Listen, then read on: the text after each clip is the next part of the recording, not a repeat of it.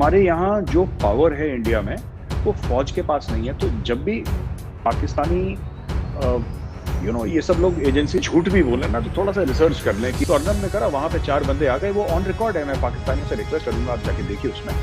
और वहां पे उन्होंने बोला कि नहीं, इंटरव्यू वहां पे खत्म होता है। 4 ISI वाले आए, उन्होंने बंद कर दिया। अपने फॉरेन मिनिस्टर को, आयूब खान जब इख्तिदार में आया था तो इंडिया की वजह से आया था। जब याया खान का मार्शल लॉ लगा था, इंडिया की वजह से लगा था। जियाउल हक ने जब करा था मार्शल लॉ, इंडिया की वजह से हुआ था। के खिलाफ भी जो है एक DGISPR ने प्रेस कॉन्फ्रेंस की थी रिसेंटली, आपने देखा होगा। उसमें शाह महमूद कुरैशी साहब भी थे। बहुत से एलिगेशंस लगाए हैं उन्होंने, और बल्कि अब तो वो यूनाइटेड नेशन में भी लेके शायद जा चुके हैं या जा रहे, मेरे ख्याल पहुंच गए। किस तरह देखते हैं आप इस चीज को? दो चीजें हैं। पहली बात तो आपने देखा ना कि जिहाद का कोई अच्छा पहलू नहीं होता। मैं आपके पहले कमेंट्स का आंसर दे दूं, उसका बुरा ही पहलू है, उसका कोई अच्छा।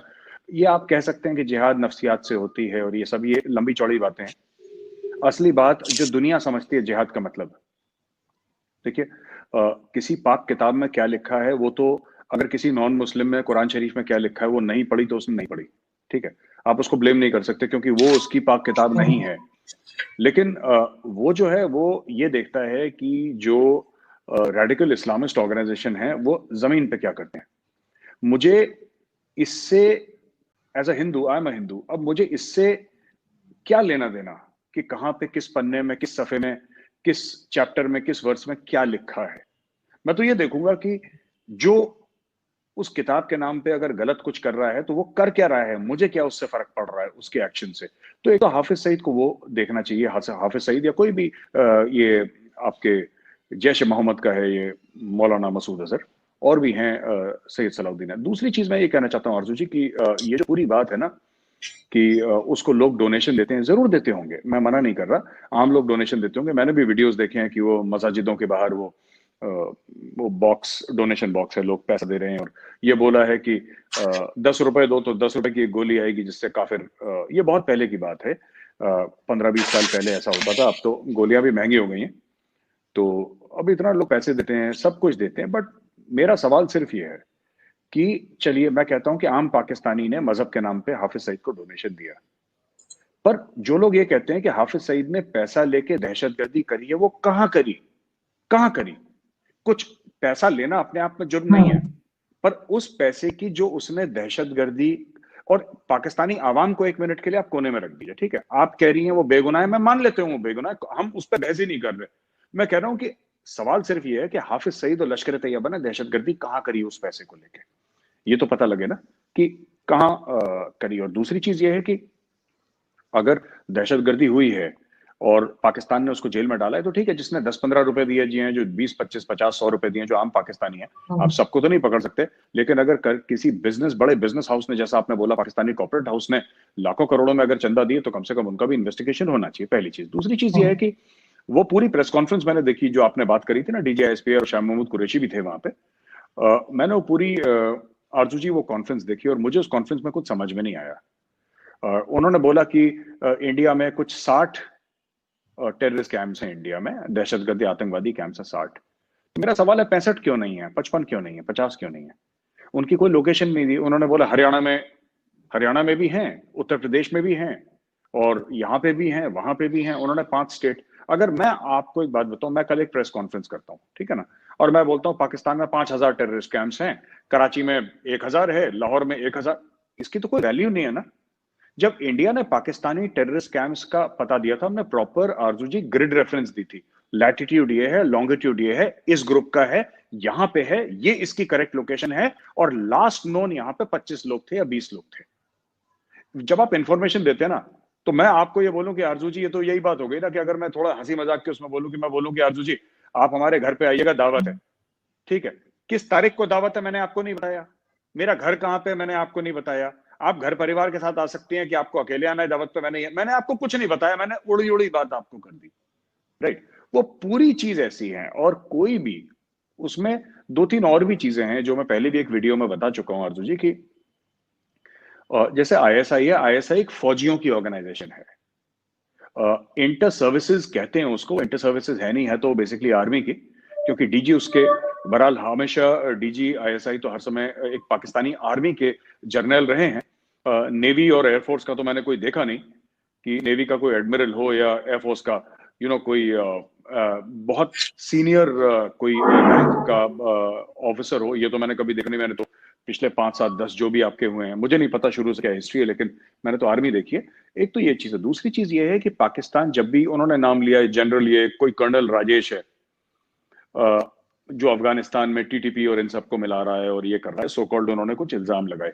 आरजू जी, मेरा सवाल सिर्फ ये है ना कि आपको जो इंडियन एजेंसीज हैं वो सारी सिविलियन हैं, छोड़ के मिलिट्री इंटेलिजेंस। उन्होंने रॉ की बात करी, रॉ एक सिविलियन एजेंसी है। अब हमारे यहाँ जो पावर है इंडिया में वो फौज के पास नहीं है। तो जब भी पाकिस्तानी ये सब लोग एजेंसी झूठ भी बोले ना, तो थोड़ा सा रिसर्च कर लें कि आपने बोला कि कर्नल, एक कर्नल है, आप ये समझ लीजिए उसके पास इतनी अथॉरिटी है कि तहरीक तालिबान पाकिस्तान और 5-10 अलग पाकिस्तानी एजेंसीज को वो एक साथ मिला के उनका कंसोर्शियम बना रहा है, जैसे कि कोई मल्टीनेशनल कंपनी होगी। एक कर्नल, अभी तो मेरे कोस्टमेट भी ब्रिगेडियर बन गए। मैं इतना बुढ़ा हो चलो, मेरे कोस्टमेट ब्रिगेडियर बन गए, तो अभी क्या कर्नल को ये पता नहीं। और इट्स अ सिविलियन एजेंसी। आपने बोला वो जनरल वो कर रहा है, ये जनरल वो कर रहा है, नहीं है ऐसा। इंडिया में ऐसा नहीं है। मैं आपको बताता हूं, मैं ये नहीं कह रहा कि अफगानिस्तान में इंडिया कुछ इन्वेस्टमेंट नहीं कर रही है, इंडिया के कुछ वो नहीं होंगे, लेकिन ये जो हर चीज में फौजियों का नाम लेना ना इंडिया का, कि एक फौजी है, ये है, ऐसा है, वैसा है, तो रिसर्च एंड एनालिसिस विंग में फौजी हैं ही नहीं। It's a civilian agency, right? Intelligence bureau, it's a civilian agency. इनके हेड आईपीएस ऑफिसर्स हैं। IPS is Indian police service. ये पुलिस की एजेंसीज हैं, ये हमारी जो एक्सटर्नल है और इंटरनल भी है इंटेलिजेंस ब्यूरो। हाँ, मिलिट्री इंटेलिजेंस में ऑब्वियसली, क्योंकि इट्स कॉल्ड मिलिट्री इंटेलिजेंस, उसके ऑब्वियसली उसमें मिलिट्री वाले होंगे, लेकिन एमआई का रोल बिल्कुल अलग है।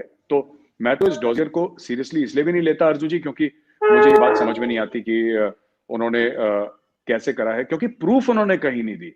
उन्होंने इल्जाम बड़े लगाए हैं और पाकिस्तानी मीडिया ने भी वो इल्जाम खूब स्वॉलो कर लिए, बट उसमें डिटेल नहीं है। अगर आप इसको कहीं इंटरनेशनल कोर्ट ऑफ जस्टिस में लेकर आएंगे ना, वो पहले दिन जो 2 साल की नौकरी वाला भी वकील होगा ना, 2 साल की नौकरी जिसकी होगी, वो उठा के बाहर फेंक देगा। वो बोलेगा बॉस इसमें डिटेल्स है ही नहीं कुछ, लेकिन वो इसमें लेकर एक भी गए डिटेल हैं। नहीं है। बिल्कुल उनका हक है। बिल्कुल आरजू जी, वो लेकर गए हैं, मुझे इसका इल्म है और मैं चाहता हूं वो लेकर जाएं। वो सिर्फ यूएन में लेकर ना जाएं, वो लेकर हर एक, जो मैं तो कह रहा हूं, मैंने पहले भी आपके शो में कहा था कि पाकिस्तान, इस्लामाबाद में जितने भी आपके एम्बेसीज हैं, सबका एक बहुत बड़ा फंक्शन करें। ग्लोबल मीडिया को, अल जजीरा को, बीबीसी को, सीएनएन को, सबको बुलाएं और सबके सामने डॉजियर उनको देना। आप सिर्फ यूएन तक क्यों महदूद हैं? आप सिर्फ क्यों कह रहे हैं कि सिर्फ यूएन को देने हैं? इस्लामाबाद में तो करीब 150 कंट्रीज के एम्बेसीज होंगे मेरे हिसाब से। अब सबको बुलाएं ना, आप सबको बुलाएं और सबको दें कि ये देखिए, ये भारत का ये किरदार है, भारत की ये करतूतें हैं, आप सबके सामने एक्सपोज करें इंडिया। मैं तो कह रहा हूं, मैं पहले भी 10 बार, ये नहीं करेंगे, मैं बता रहा हूं आपको, ये नहीं करेंगे, क्योंकि इनको भी पता है झूठ बोल रहे हैं, राइट? आपने वो प्रेस कॉन्फ्रेंस देखी अर्जु जी? बिल्कुल आपने देखी ना? जी। आप उसमें ये बताइए कि इन्होंने कुछ डिटेल्स क्यों नहीं दी? जैसे हमने जब 26/11 जब हमने 26/11 की डिटेल्स दी थी अर्जु जी, हमने रिकॉर्डिंग दिखाई थी, हमने परवेज मुशर्रफ की आवाज सुनाई थी, आपका जनरल अजीज था कोई, if I remember the name, हमने उनकी आवाज सुनाई थी और हमने बोला था कि ये जो आवाज है ये पाकिस्तान के आर्मी चीफ की है, पाकिस्तान के प्रेसिडेंट की, आप इनकी भी, आई थिंक उस समय वो चाइना में थे, कहीं थे, और हमने ये भी बोला था कि आप दुनिया की किसी भी लेबोरेटरी से चेक करवा लीजिए कि परवेज मुशर्रफ की आवाज है कि नहीं। हमने विद प्रूफ दिया था, बट इन्होंने कुछ नहीं दिया। इन्होंने सिर्फ बोला कि हरियाणा में भी हैं, यहाँ पे, ये तो थैंक गॉड इन्होंने तमिलनाडु और केरला का नाम नहीं लिया, कह सकते थे। प्रूफ चाहिए। लेकिन अब हो सकता है आगे फिर उसके ऊपर मजीद डिटेल्स दें। जब यूनाइटेड नेशन में गए हैं तो ऐसे ये इनकम्प्लीट चीजें लेकर तो नहीं जा सकते। इतनी अकल तो इनमें होनी चाहिए कि ये इस तरह से जब तक प्रूफ कंप्लीट ना हो ये ना जाए। लेकिन ये गए हैं तो उसका मतलब है कुछ ना कुछ है इनके पास। लेकिन साथ ही एक अभी रिसेंटली एक टेरर अटैक हुआ था मेजर साहब, आपकी बात के साथ ही मैं उसको भी जोड़ दूं। उसमें भी कहा गया कि जी मेडिसिन निकली है जो कराची की बनी हुई थी इस तरह का। तो आपको लगता है कि आईएसआई को या हमारी एजेंसीज इतनी कमजोर हैं कि वो जेब में ऐसी चीज डाल के भेजेंगी जो वहां पे पकड़ी जाए और एड्रेस पता लग जाए? इस तरह से क्यों होगा? कि ऐसा नहीं लग रहा कि क्योंकि ये इससे रिलेटेड क्वेश्चन है, इसलिए मैं कह रही हूँ कि डीजी आईएसपीआर की जो प्रेस कॉन्फ्रेंस हुई है उससे बचने के लिए आप लोगों ने ये सब कुछ खुद किया है, ये एक इम्प्रेशन है यहाँ पे। देखिए, दो चीजें आपने बोला ना कि हमारी एजेंसी इतनी बेवकूफ नहीं है पहले भी, और अगर जाएंगी तो कुछ तो लेकर जाएंगी, हो सकता है कि लेकर जाएं। तो वो पुरानी कहावत है, हमारे उत्तर प्रदेश में कहते हैं, पुरानी एक कहावत है कि अगर चाची की मूछें होती तो वो भी चाचा कहलाती, है ना। तो होता तो होता, किसको क्या पता है क्या इनके पास अगर कुछ है तो देखेंगे फिर। आरजू जी, पहली चीज। दूसरी चीज ये है कि आपने ये बोला कि कि वहां पे कराची की मेडिसिन लेकर आए थे। किसको क्या पता कहाँ की मेडिसिन क्या लेकर आई थी वो, लेकर आए। अब उनको अगर पाकिस्तान से आए तो सिंगापुर की मेडिसिन तो लेकर आएंगे नहीं। वो दवाइयां लेकर आते हैं लोग, ड्राई फ्रूट लेकर आते हैं, ये बात सच है। क्योंकि अगर उनको लॉन्ग पीरियड के लिए अगर कहीं पे जाना है या रहना है तो ड्राई फ्रूट्स लेकर आएंगे। अब पाकिस्तान में तो पाकिस्तान की मार्किंग वाले ही मिलेंगे। हम्म। अब कोई कोई कैलिफोर्निया आमल्ट तो लेकर नहीं आएंगे ना अमेरिका के छाप के। नहीं, देखेंगे कि लेकिन अगर ठीक लेकिन भी। लेकिन मेजर साहब, एक सेकंड, लेकिन मेजर साहब एज अ सिंपल सिटीजन, अगर फॉर एग्जांपल अगर मैं भी कोई इस तरह की हरकत करूं तो मैं उसको वहीं की मेडिसिन तो नहीं दूंगी कि भाई अगर तुम मारे जाओ या पकड़े जाओ तो तुम्हारी जेब से ये निकल है। ऐसा ऐसा तो इसीलिए मेरा ख्याल है, जब एक सिंपल सिटीजन ये सोच रहा है तो एजेंसीज क्यों नहीं सोचेंगी? मैं इसीलिए कह रहा हूं कि आपको पूछना चाहिए कि आपको आपको ये थोड़ा सा जो वहां पे आर्मी है या ऐसा ही, उनसे पूछना चाहिए कि छोटी छोटी गलतियां मत करिए, नहीं पकड़े जाएंगे। और ये सब उनको नहीं करना चाहिए। ये कि ये मेडिसिन दे दें फिर पकड़े भी गए उसके बाद, और 2 अरेस्ट भी हो गए, जिंदा भी अरेस्ट हो गए 2 बाद में, और 4 मारे गए जैश के। तो ये बिल्कुल आपकी बात ठीक है, ये केयरलेसनेस है on the part of Pakistani agencies and ISI, ये नहीं करना चाहिए उनको। और एक और चीज मैं कहना चाहता हूँ कि जो आपने बोला ना कि जो देखिए प्रेस कॉन्फ्रेंस क्या है कि मैं एक और थोड़ा सा हिंट देना चाहता हूँ। मतलब मेरा काम नहीं है एडवाइस करना, क्योंकि आप लोग तो कहते ही हैं कि आईएसआई वर्ल्ड की नंबर 1 एजेंसी है, और आप कहते हैं कि सब कोई बहुत इससे बढ़िया तो कोई है ही नहीं एजेंसी। तो मैं उनको सिर्फ ये बोलना चाहता हूँ कि अगर आप ये चाहते हैं कि इंडिया के खिलाफ कोट अनकोट अगर आप कोई प्रूफ दें, तो आरजू जी सबसे बढ़िया पता है क्या रहेगा इनको, कि प्रूफ के चलते ना ये, अगर इंडिया के खिलाफ कोई प्रेस कॉन्फ्रेंस करनी है तो भगवान के लिए हाथ जोड़ के गुजारिश है कि वहां पे फौजी अफसर को मत ले जाओ। पता है, ये फौजी अफसर को ले जाके ना खाकी में वो खड़ा हो जाता है आपका जर्नल, सारा गेम बदल जाता है, सारा गेम खराब हो जाता है। ये कभी नहीं करना चाहिए। ये पाकिस्तानी हर समय गलती करते हैं। अच्छा, आपकी फौज ये सिविलियंस को ट्रस्ट तो करती नहीं, उनको लगता है कि ये सब ये पता नहीं वहां पे जाके क्या बोलेंगे। तो एक जैसे क्लास में मॉनिटर होता है ना, टीचर नहीं होता, तो मॉनिटर को कहता है सब लोग चुप रहेंगे, बच्चे पढ़ाई करेंगे सर नीचे करके, तुम देखना। तो मॉनिटर वो टीचर बन जाता है। तो ये बाबर इफ्तिकार साहब जो हैं मेजर जनरल डीजी आईएसपीआर, वो मॉनिटर बन के गए।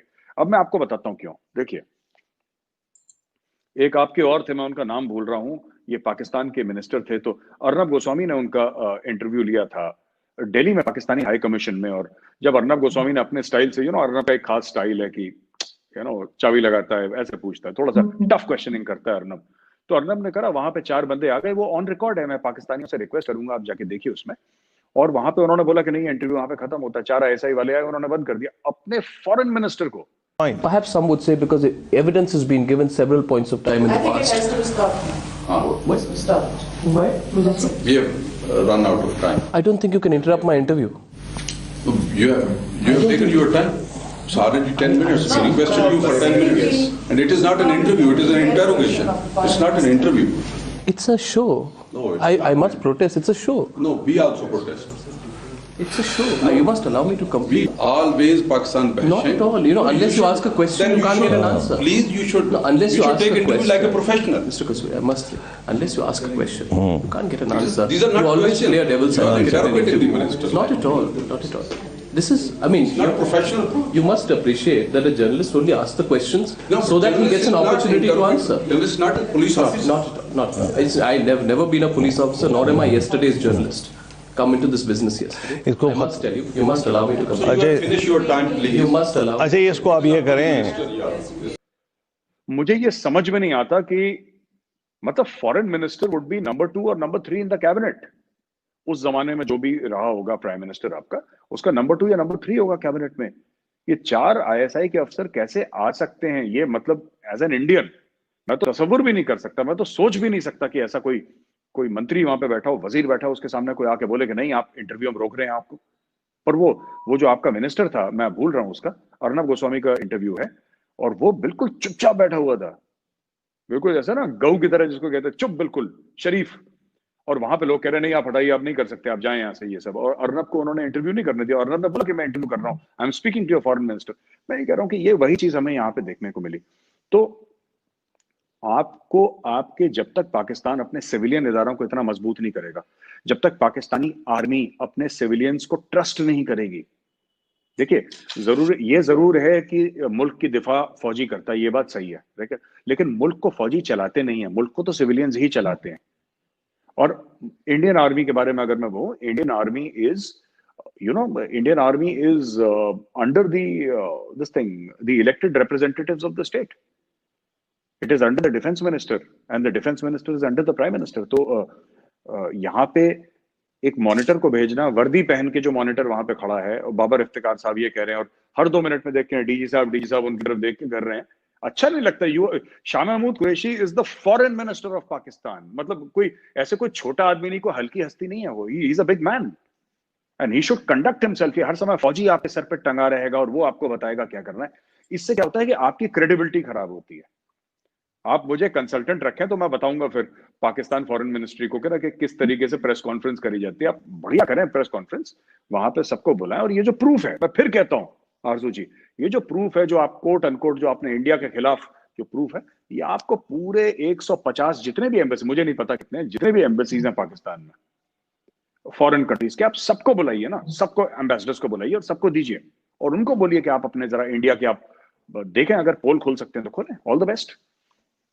बिल्कुल, पाकिस्तान को अगर उसके पास प्रूफ है तो बिल्कुल ऐसा करना चाहिए, क्योंकि जब तक हम उसी तरह से जवाब नहीं देंगे जिस तरह से मतलब भारत हमें जिस जिस जगह पे काउंटर करता है, तो हमें भी करना होगा।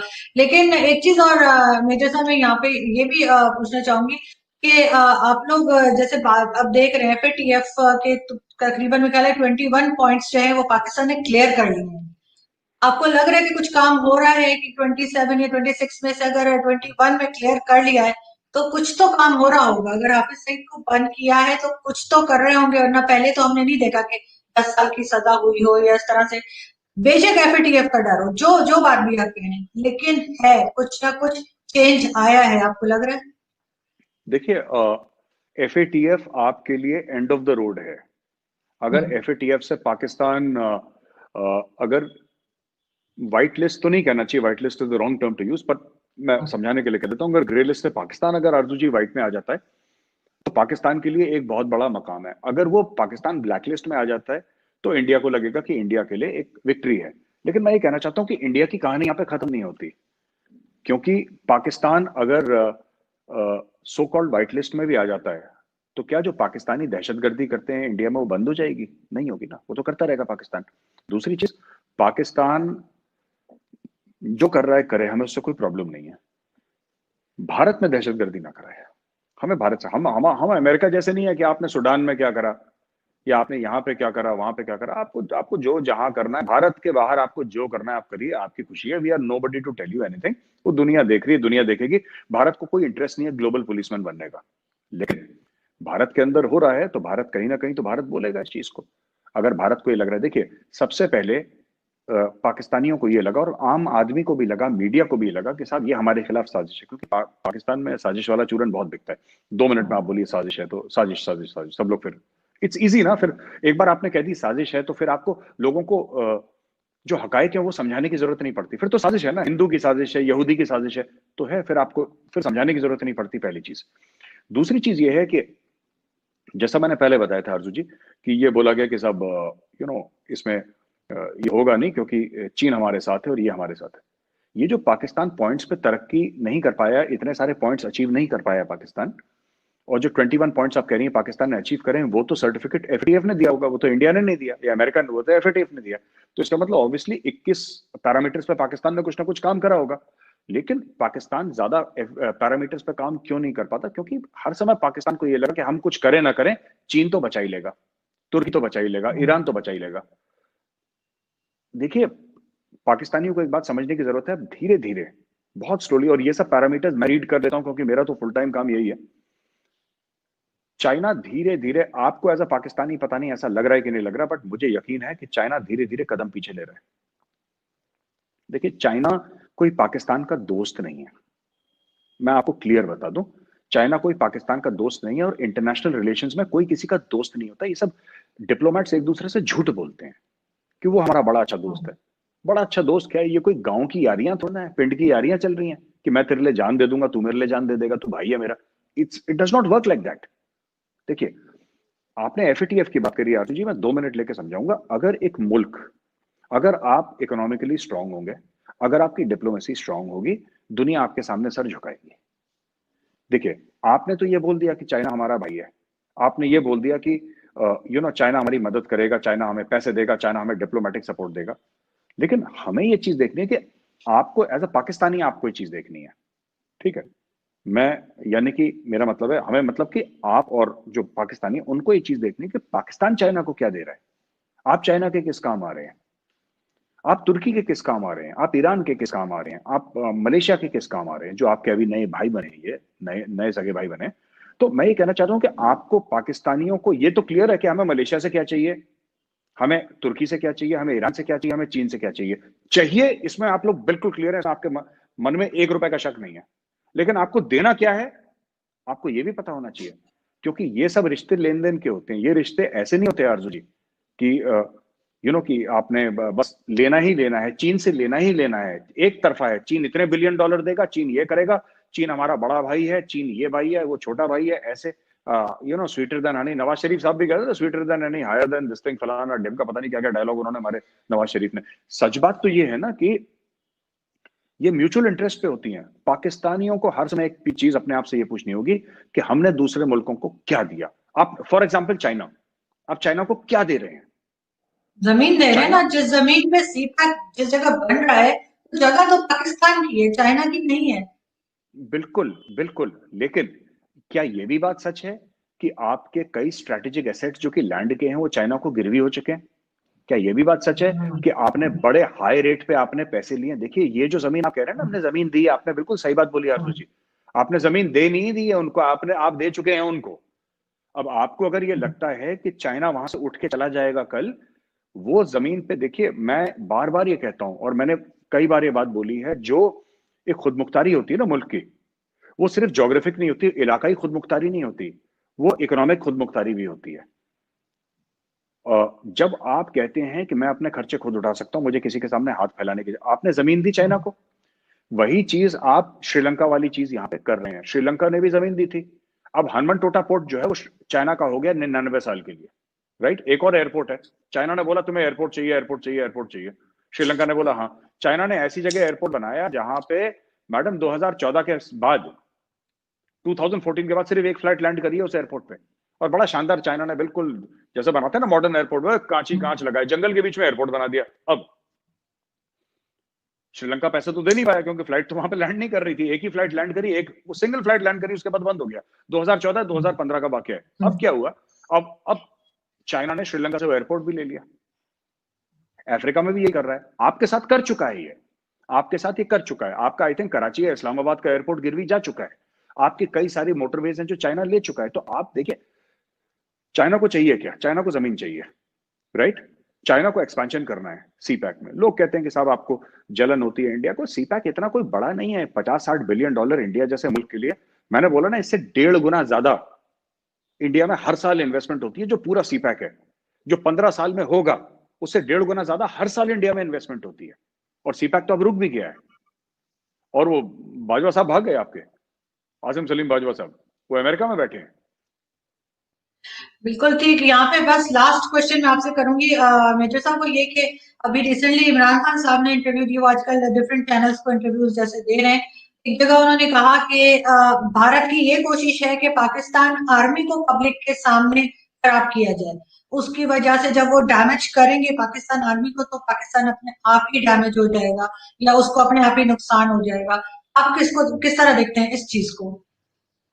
देखिए अर्जुन जी, मैं आपको बात बताता हूं कि इमरान खान ने बोला कि भारत ये कोशिश कर रहा है पाकिस्तानी आर्मी को डैमेज करें। मैं 4-5 एग्जांपल देता हूं। आयूब खान जब इख्तिदार में आया था तो इंडिया की वजह से आया था।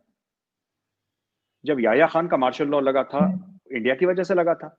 जियाउल हक ने जब करा था मार्शल लॉ, इंडिया की वजह से हुआ था। परवेज मुशर्रफ इंडिया की वजह से मार्शल लॉ एडमिनिस्ट्रेटर या चीफ एग्जीक्यूटिव जो भी कहना चाह रहा है अपने आप को पाकिस्तान का, तब हुआ था। बेनजीर भुट्टो को भारत ने मारा था, या जुल्फिकार अली भुट्टो को फांसी भारत ने दी थी। 4 बार पाकिस्तान का आईन फाड़ा गया है, बदला गया है, डस्टबिन में, unfortunately, I am sorry to use these words, but बोला गया है, जियाउल हक के खुद के वर्ड्स है, मेरे वर्ड्स नहीं है, ये भारत ने करा था। ये कह रहे हैं कि भारत डैमेज करेगा, कैसे डैमेज करे? भारत ने क्या बोल दिया पाकिस्तानी फौज के खिलाफ? ये बोल दिया कि सीज फायर वायलेशन हुए हैं बॉर्डर पे, वो तो आप भी कहते हैं। कैसे भारत ने पाकिस्तानी फौज को डैमेज कराए? जो 93,000 पाकिस्तानी फौजियों ने सरेंडर करा था, वो क्या मतलब, क्या हमने बोला था सरेंडर करने के लिए? वो तो खुद ही करा ना उन्होंने अपनी मर्जी से। हमने क्या करा? भारत ने सिर्फ डिफेंसिव ऑफेंस में गौरव वारिया का एक वीडियो है कि आसिम सलीम बाजवा ने चोरी करी। अच्छा, मैं कह रहा हूं गौरव वारिया, मान लीजिए कि गौरव वारिया झूठ बोल रहा है, आप मान लीजिए, फिर आसिम सलीम बाजवा ने रिजाइन क्यों करा प्राइम मिनिस्टर ऑफिस से? अमेरिका में क्यों बैठे हैं वो? यार हर चीज देखिए ना, सुनिए, आपको सेल्फ क्रिटिकल भी होना पड़ेगा। इंडिया ये कर रही है पाकिस्तानी फौज के खिलाफ। अगर पाकिस्तानी फौज कमजोर हो जाएगी तो पाकिस्तान कमजोर हो जाएगा। ये एक बात बताइए आजू जी, मैं एक आपसे सवाल पूछ लूं, एंड में मेरा समय खत्म हो रहा है, लेकिन एक सवाल अगर आप, जी जी ठीक है, पाकिस्तान में 98% मुस्लिम है, 97% मुस्लिम है, ठीक है, राइट? पाकिस्तानी में सबसे ज्यादा इस्लाम खतरे में क्यों रहता है? पाकिस्तान में पाकिस्तानी फौज ने 35 साल राज करा है, 40 साल राज करा है, इनडायरेक्टली और डायरेक्टली तो पूरे 72 साल राज करा है। पाकिस्तानी फौज कैसे खतरे में रह सकती है? अगर कोई अहमदी बोले मैं खतरे में हूं, कोई शिया बोले मैं खतरे में हूं, कोई हिंदू बोले मैं खतरे में हूं, मुझे समझ में आता है। यहां पे इस्लाम खतरे में आ जाता है, यहां पे फौज खतरे में आ जाती है। 97% मुस्लिम कंट्री में इस्लाम खतरे में है। अब बोलते हैं, फिर कहते हैं अब ये इमरान खान कह रहे हैं फौज खतरे में। फौज कैसे खतरे में हो सकती है? कमर जावेद बाजवा तो बॉस है पाकिस्तान का, वो तो बॉस है, he is the boss, let's be honest about it. नहीं, ये तो खैर हमेशा से रहा है, फौज हमेशा जो है वो ज्यादा ताकतवर रही है गवर्नमेंट के मुकाबले में। और लेकिन जो रिसेंटली आपने आसिम सलीम बाजवा और उनके जो स्कैंडल्स निकाले हैं, उसके वजह से भी शायद ये इंप्रेशन आ रहा है कि फौज को कमजोर किया जा रहा है, उसके स्कैंडल बनाए जा रहे हैं, जबकि उन्होंने तो कह दिया कि मैंने ऐसा कुछ नहीं किया। वो तो साफ मुकर गया ना। आरजू जी, मैं तो कह रहा हूं आसिम सलीम बाजवा, देखिए मैं तो एक मेजर हूं, ठीक है, और मैं बहुत छोटा आदमी हूं। आसिम सलीम बाजवा साहब, ही is a very big man, he is a general. उनको खुद बयान देने की जरूरत थी ही नहीं, उनको इस मामले में बयान देने की जरूरत नहीं थी। कोई भी बोल देता पाकिस्तान से, कोई जर्नलिस्ट ही बोल देता कि यार ये मेजर गौरव वारिया ना ये झूठ बोल रहा है, हम इस बारे में बात ही नहीं करना चाहते, और जो आदमी झूठ बोलता है हम उसको जवाब देना मुनासिब नहीं समझते। ठीक है, शुरू में बोला भी है, फिर उन्होंने रिजाइन कर दिया।